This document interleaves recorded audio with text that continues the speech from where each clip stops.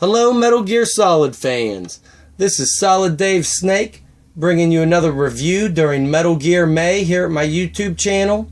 And this review is off the Ninja from the 1998 McFarlane toy line for the Metal Gear Solid action figures.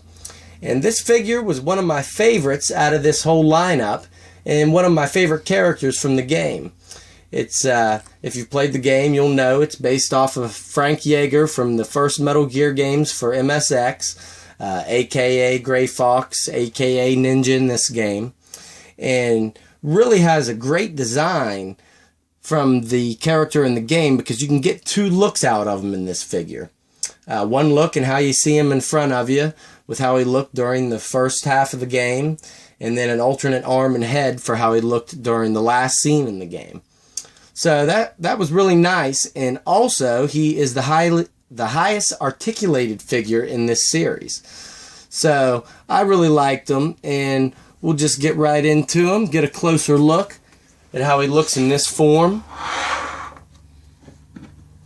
And he has, of course, one real nice accessory, and that is his sword.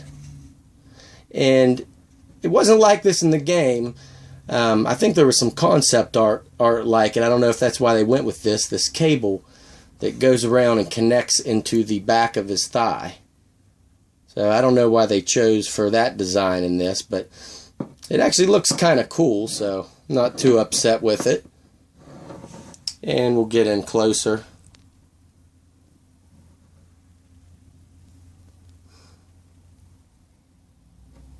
And let you get a closer look at his face with the closed mask.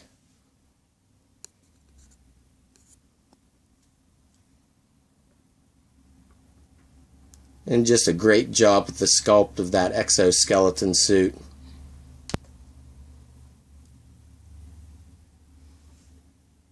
All the way down to his feet. And before I show you his alternate head and arm, I'll go over his articulation. And like I said, he has the best articulation out of this series. He rotates at the head all the way around, and that head is removable, and has a cut at the shoulders, at the biceps, and at the wrists on both sides. His right arm is removable. He has a cut at the waist, which you can rotate all the way around. He has cuts at the thigh, or hip, and thigh.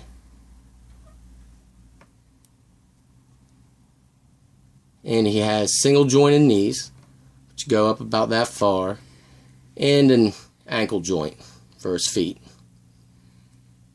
So it's a lot of articulation for one of these Metal Gear figures.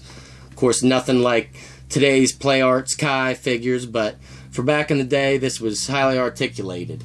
And to get his alternate look out, you just pop off his right arm and pop off his head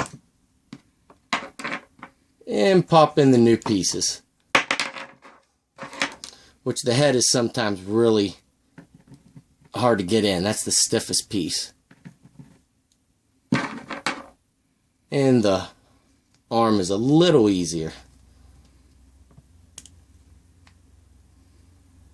And then you can get his look from the end of the game with that gun arm and the open face mask,